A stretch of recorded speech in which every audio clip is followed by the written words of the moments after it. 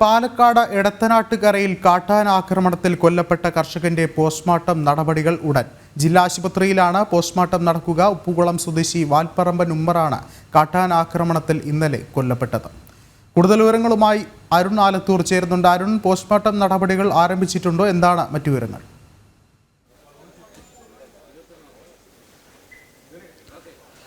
Postmortem നടപടികൾ ഇപ്പോൾ ആരംഭിച്ചിട്ടുണ്ട്. ഇന്നലെയാണ് പാലക്കാട് എടത്തനാട്ടുകര ഉപ്പുകുളത്ത് കർഷകൻ കാട്ടാനയുടെ ആക്രമണത്തിൽ കൊല്ലപ്പെട്ടത്. ഈ പ്രദേശത്ത് ഉമ്മർ എന്ന കർഷകനാണ് ഈ കാട്ടാന ആക്രമണത്തിൽ കൊല്ലപ്പെടുന്ന സാഹചര്യം ഉണ്ടായത്. അദ്ദേഹം രാവിലെ കൃഷിയിടത്തേക്ക് പോയതായിരുന്നു.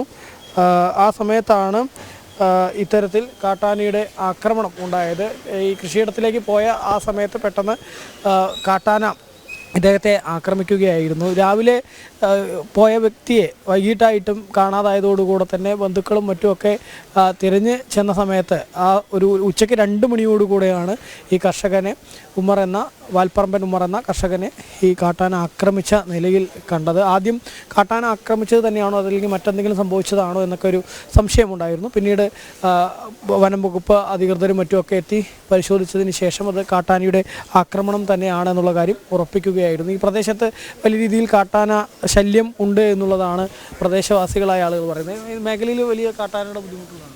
ഒരുപാട് തവണ അവിടെ അക്രമങ്ങളും തലനാരികൾക്ക് പല ആളുകളും രക്ഷപ്പെട്ട ഒരു പ്രദേശമാണെന്നുള്ളത്. എന്നും നമ്മൾ ഫോറസ്റ്റ് ഡിപ്പാർട്ട്മെൻറ്റിനോട് അവിടെ അതിന് വേണ്ട സജ്ജീകരണം ചെയ്യണം, ഫെൻസിങ് ചെയ്യണം എന്നുള്ളതൊക്കെ ആവശ്യപ്പെട്ടിട്ടുണ്ട്. അവരതിന് ഇതുവരെ തയ്യാറായിട്ടില്ല. അതുകൊണ്ട് ഇത് 2ാമത്തെ ആക്രമണമാണ് അവിടെ നടക്കുന്നത്. 2 ആളാണ് അവിടെ ഇപ്പം മരണപ്പെട്ടു.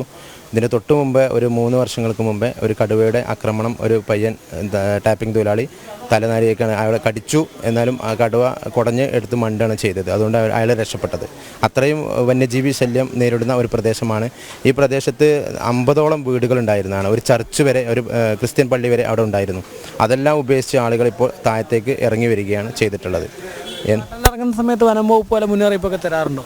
അതിലൊരു പ്രയാസം എന്ന് വെച്ചിട്ടുണ്ടെങ്കിൽ അവിടേക്ക് അവരെ വാഹനങ്ങൾ കയറി പോകാനുള്ള പ്രയാസമാണ് അവരെന്നും അറിയിക്കുന്നത്.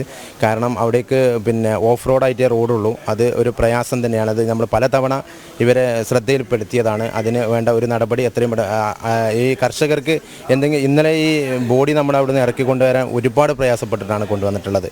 നമ്മുടെ 4 വീൽ ജീപ്പൊക്കെ ഉപയോഗിച്ച് പോയിട്ട് ആണ് ഇത് കൊണ്ടുവന്നിട്ടുള്ളത്. അത്രയും പ്രയാസമാണ്. ആക്രമിച്ചിരിക്കുന്നത് ജനവാസ മേഖലയിൽ നിന്ന് വെച്ചിട്ട് തന്നെയാണ്. അതെ, അവിടെ എപ്പോഴും കർഷകർ എല്ലാ സമയത്തും ഉണ്ടാകുന്ന പ്രദേശം തന്നെയാണത്. കാരണം അവിടെ ഏക വരുമാനം എന്ന് പറയുന്നത് ഈ പ്രദേശത്താണുള്ളത്. അവിടെയാണ് ഈ കർഷകനെ ഇന്നലെ കൊലപ്പെടുത്തിയത്. അതുതന്നെയാണ് ആ പ്രദേശത്തെ കർഷകരെ സംബന്ധിച്ചിടത്തോളം. അവരുടെ കൃഷിയും മറ്റുമൊക്കെ അവിടെയാണ്. ജനവാസ മേഖല കൂടെ ആയിരുന്നു. പക്ഷേ പിന്നീട് ഈ നിരന്തരം കാട്ടാനയും കടുവയും ഒക്കെ എത്തുന്ന സാഹചര്യത്തിൽ പലരും വീട് അവിടെ നിന്ന് ഉപേക്ഷിച്ചൊക്കെ പോകുന്ന സാഹചര്യമായിരുന്നു ആ പ്രദേശത്ത് ഉണ്ടായിട്ടുള്ളത്. അങ്ങനെ ആ കൃഷി അവിടെ ആയതുകൊണ്ട് തന്നെ കൃഷിയിടത്തിലേക്ക് രാവിലെ പോയപ്പോഴാണ് ഇന്നലെ രാവിലെ ഇത്തരത്തിൽ കാട്ടാനയുടെ ആക്രമണത്തിൽ ഈ ഉമ്മർ എന്ന കർഷകന് ജീവൻ നഷ്ടമായിരിക്കുന്നത്. ഈ പ്രദേശത്താണെങ്കിൽ ഇത്തരം സംഭവങ്ങൾ തുടർക്കഥയായി മാറുന്നു.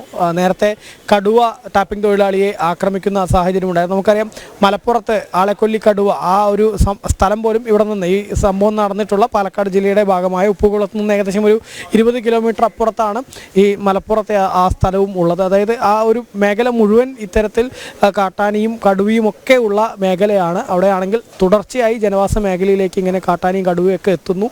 ആളുകളുടെ ജീവൻ തന്നെ പൊലിയുന്ന സാഹചര്യവും ഉണ്ടാകുന്നു. എന്നിട്ടും കൃത്യമായ നടപടികൾ ഉണ്ടാകുന്നില്ല എന്നുള്ളൊരു പരാതി കൂടെ ഇവർ പറയുന്നുണ്ട്. ശാശ്വതമായിട്ടുള്ളൊരു പരിഹാരം ഇവിടെ ഉണ്ടാവുന്നില്ല എന്നുള്ളൊരു പരാതി കൂടെ ഈ പ്രദേശവാസികൾ പറയുന്നുണ്ട്. ഏതായാലും ആ കർഷകൻ്റെ മൃതദേഹം പാലക്കാട് ജില്ലാ ആശുപത്രിയിലാണുള്ളത്. പോസ്റ്റ്മോർട്ടം നടപടികൾ ആരംഭിച്ചിരിക്കുകയാണ്. പോസ്റ്റ്മോർട്ടത്തിന് ശേഷം ഈ മൃതദേഹം ബന്ധുക്കൾക്ക് വിട്ടു നൽകും.